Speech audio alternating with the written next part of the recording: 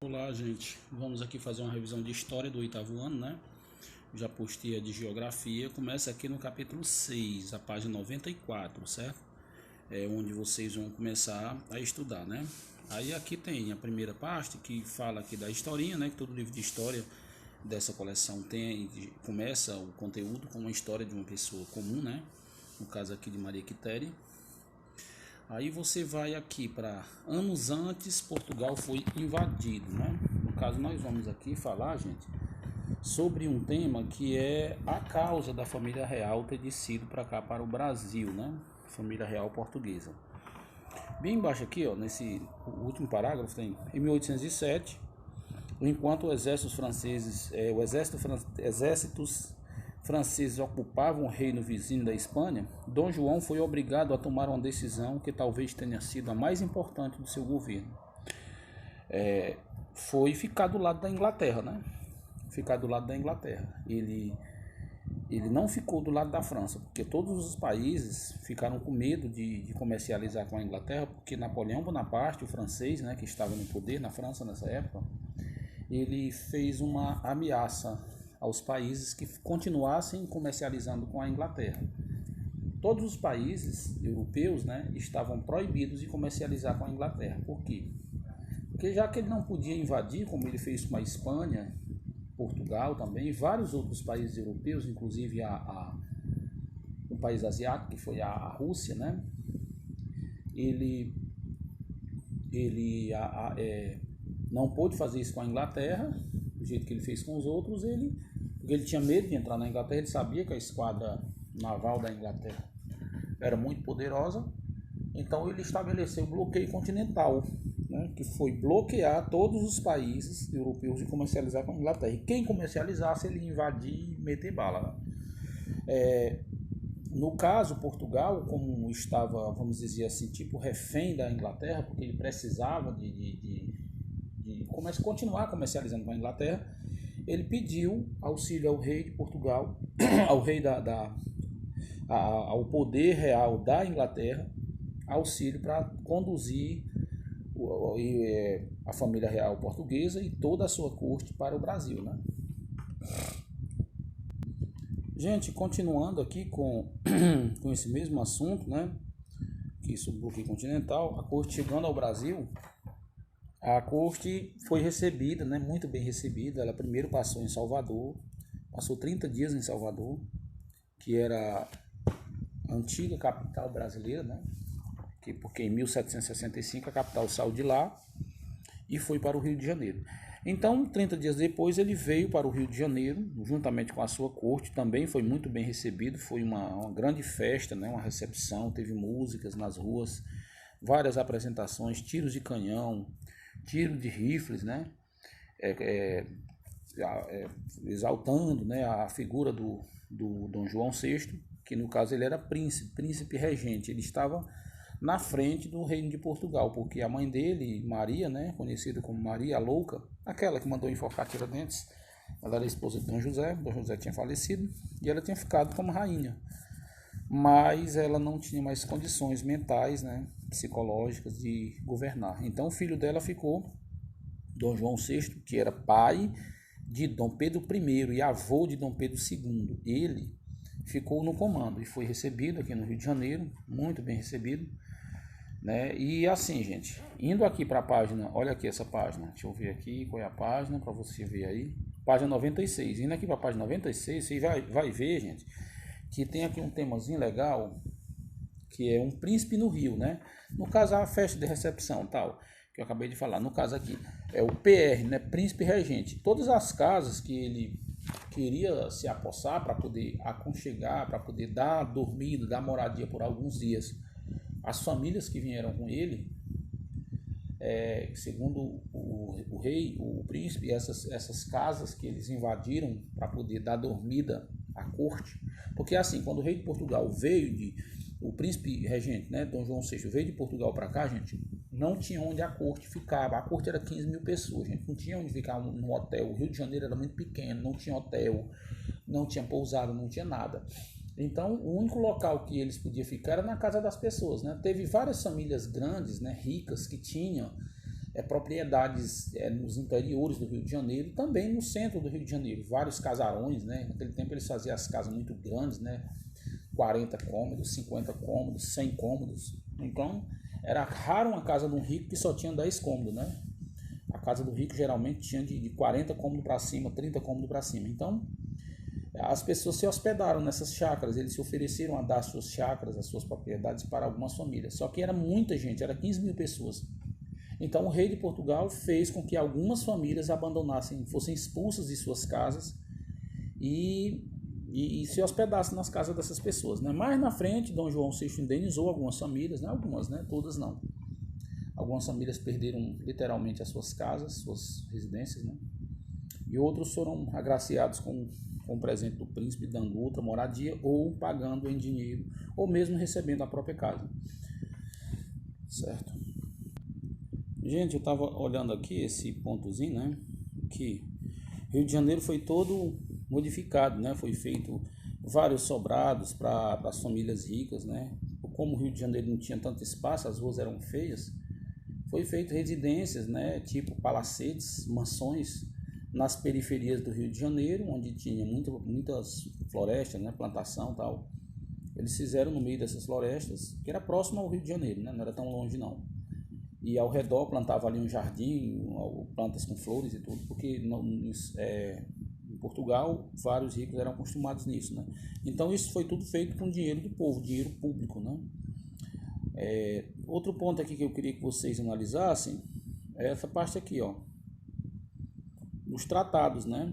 O Tratado de 1810, né?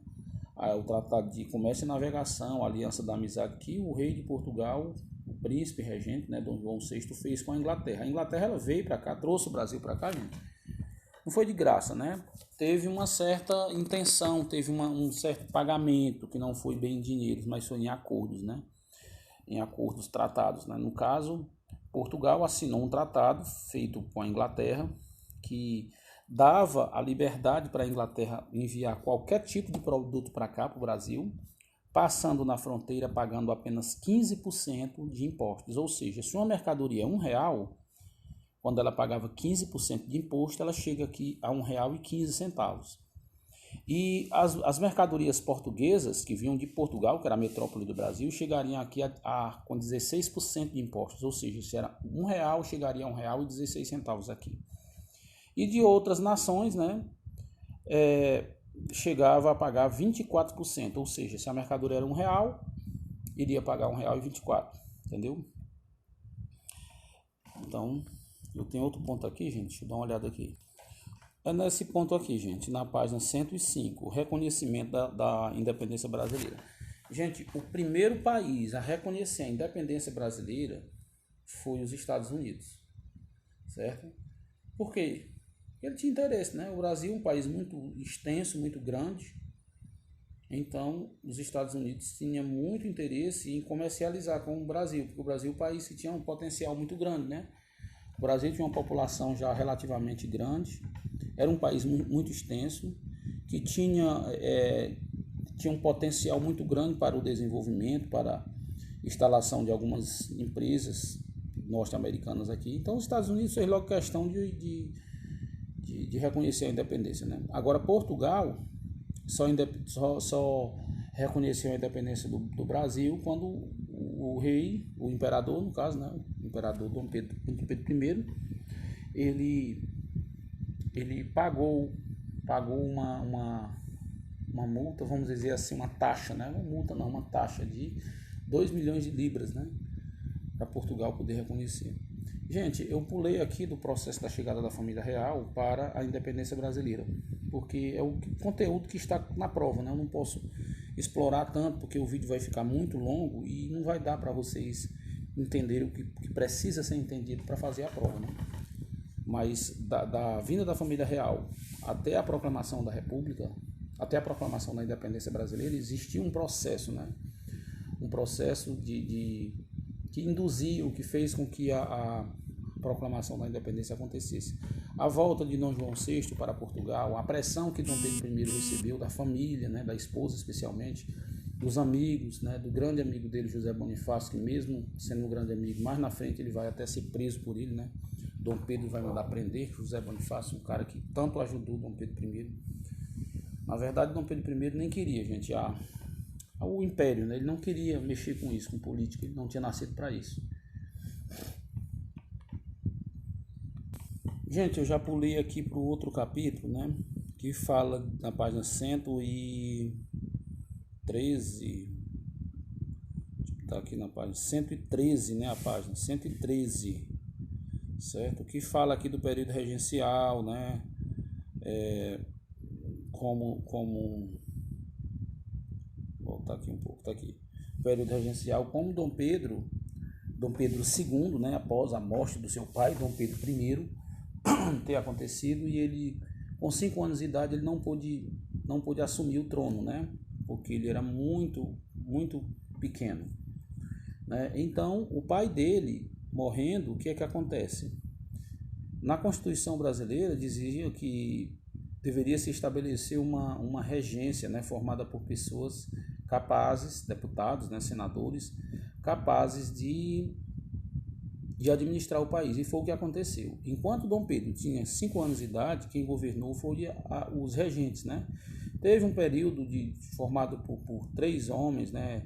Depois um período formado por apenas uma pessoa, que foi a regência trina, a regência uno, né? A regência trina provisória, a regência trina permanente, depois teve a regência una, né? Em que o Brasil ficou nas mãos desses regentes até 1840. Nesse período, gente, teve vários momentos de rebelião, né? Rebelião que veio acontecer por conta do Brasil estar nas mãos de pessoas que não, segundo alguns rebeldes, né, não tinha capacidade de administrar o país. Então, os rebeldes que fizeram as rebeliões, né, as revoltas regenciais, né, que já começa aqui o assunto aqui na página, deixa eu olhar aqui qual é a página, gente. Página, não aparece, Jesus, a página, tá aqui a página 117, né? Não, gente, é 116, desculpa, 116. Então, as revoltas regenciais, teve várias revoltas regenciais, né, gente? A gente teve revolta, a cabanagem, por exemplo, que foi no Pará. Aqui tem um mapazinho, né, que mostra a cabanagem, que foi no Pará de 1835 a 1840. Teve a balaiada, que foi em 1838 a 1841. Teve a revolta dos cabanos, 1832 a 1835. A sabinada, 1837 a 1838. A revolta dos malês, 1835. Teve a farroupilha, 1835 a 45. Você pode prestar atenção que todas essas revoltas elas aconteceram dentro do período regencial, de 1830 até 1840, ou se estendeu um pouco até 1845. Mas todas elas pegaram a grande parte dentro do período regencial, ou todo o período dentro do período regencial, certo? Então, por conta de o Brasil estar nas mãos de pessoas que não tinham capacidades, então muitos desses rebeldes queriam a independência do seu local. Por exemplo, o caso da cabanagem, né, que foi lá no Pará, em que muitas pessoas queriam a independência daquela região, né? E várias outras, né, que nem a farroupilha também. Tem outro ponto aqui, gente, que eu quero... Gente, dando continuidade aqui, já muito aqui à frente aqui do tempo, né? Quase 14 minutos de explicação, mas está aqui. A escravidão e as transformações do país, né? O Brasil foi um país, gente, que veio diminuir a escravidão a partir do 1850, né? Que acabou o tráfico interprovincial. O tráfico intercontinental, ficou somente o tráfico entre as províncias. Depois houve a aclamação de vários deputados para fazer a libertação dos escravos e tal, né?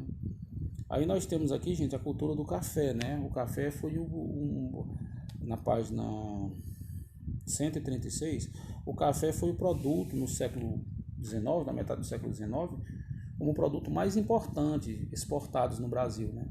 Inclusive, gente, a estrada de ferro, né, ela foi feita em função do café, Se não fosse o café, a estrada de ferro não tinha aparecido tão cedo. Mas depois ela foi utilizada como transporte de pessoas também, de várias outras mercadorias. Mas o café foi que trouxe a ferrovia para o Brasil, por conta da grande expansão do café, né? O café trouxe muita riqueza para o Brasil, né? A integração do país, né? A ferrovia, ela promoveu a integração do país, as capitais ficaram mais próximas, por conta do ônibus conduzir de forma mais rápida, né, em maior quantidade as mercadorias, então tudo isso facilitou, né.